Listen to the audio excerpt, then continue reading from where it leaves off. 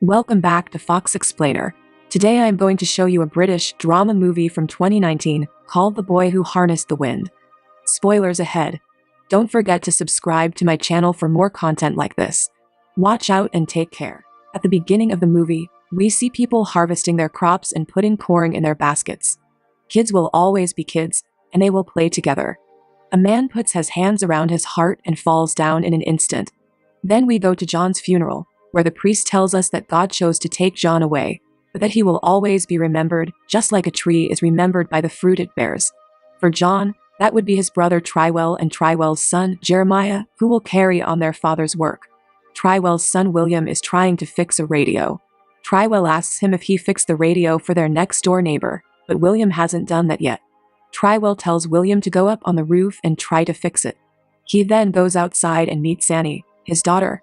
He asks Annie if she slept, and she shakes her head and says, no, because she's been having bad dreams. Trywell's wife gives him a uniform and tells him to surprise William with it by putting it on his bed. In the end, William finds the uniform and puts it on. He is all set to start school. William and his friend Gilbert cross the street and walk to school together. Annie is listening to her mother, Agnes, talk with some other women about a girl whose family helped her get a job in the Ministry of Agriculture. Agnes tells Annie later that when she's done with college, she'll be able to get a good job, too. A well-dressed man rides his bike past them as they walk down the road to meet Trywell.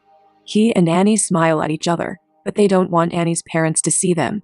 That man goes to school and brings a bunch of kids to class. He says his name is Mr. Kachaganda and that he is their science teacher. William gives his teacher a letter from his sister when class is over.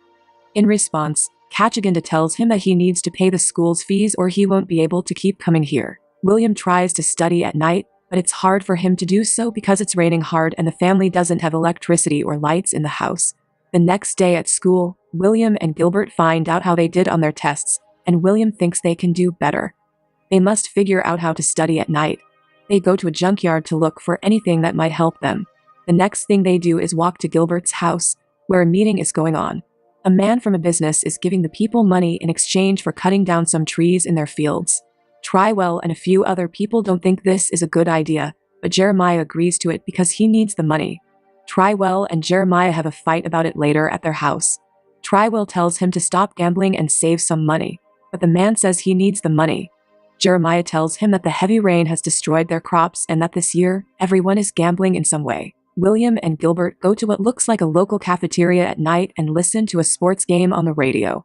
But the radio stops working, and everyone looks at William, wondering what he can do. William runs back to his house and asks Trywell if he will pay his school fees. Trywell says he will pay when it stops raining and the crops start growing. William takes the batteries out of their radio and runs back to the other kids. He fixes the radio and figures out how to tune into the game. Everyone claps. When he and Gilbert leave to go home, they see Annie and their teacher kissing. The next day, Gilbert tells William to break Kachaganda's bike so that he has to walk to town. When they get close to his bike, William realizes that the energy that comes from pedaling the bike goes to the light in front of it. William thinks it's cool, but the headmaster kicks him out of school because he didn't pay his tuition. The next morning, William goes back to school and skips the morning assembly. He goes straight to class. When the class is done, he asks Kachaganda about the light on his bike. The teacher explains that it is a dynamo, and William asks how he can make one. The teacher does not know everything and tells him to look in the library. William says he doesn't have a library card, and Kachaganda knows this means William hasn't paid his school fees. William tells his teacher that he can keep that a secret because he is also keeping a secret. There is a man going to his village to see his sister Annie. Kachaganda finds out and takes William to the library. He tells the librarian that he is working with William on a science project, and that William should be free to do his research in the library.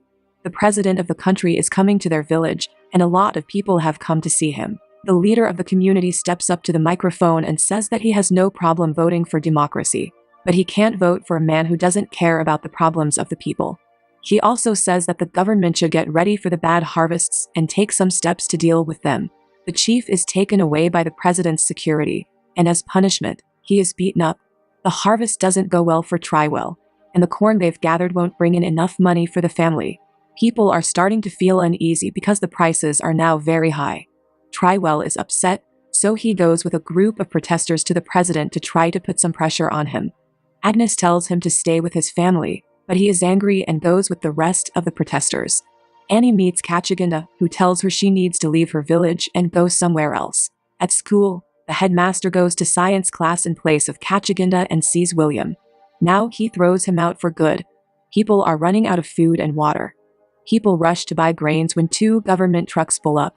Agnes gives all of their money to William and tells him to go buy as much grain as possible. A man breaks into Agnes's house and takes a basket of food from Annie's hands. Then, a group of other men break into their storage and steal all the supplies they still had. Even worse, by the time the trucks get close to the people waiting, the supplies are all gone. People follow the truck to a warehouse where more people are buying grain. But the officials say they can't sell any more grain today. People rush like a huge wave toward the warehouse, but William is able to sneak inside. He buys 15 kilograms of grain and waits in the warehouse with a few other people.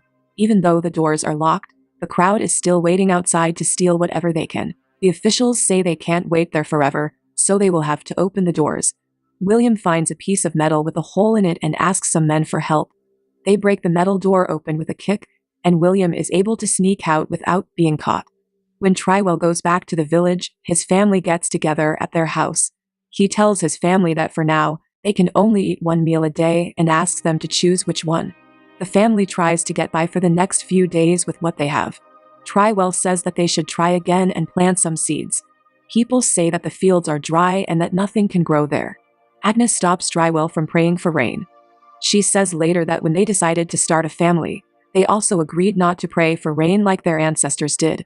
One night, William knocks on his sister's door and tells her he knows she's been meeting with teacher Kachiginda. He tells her to tell him that he needs the dynamo.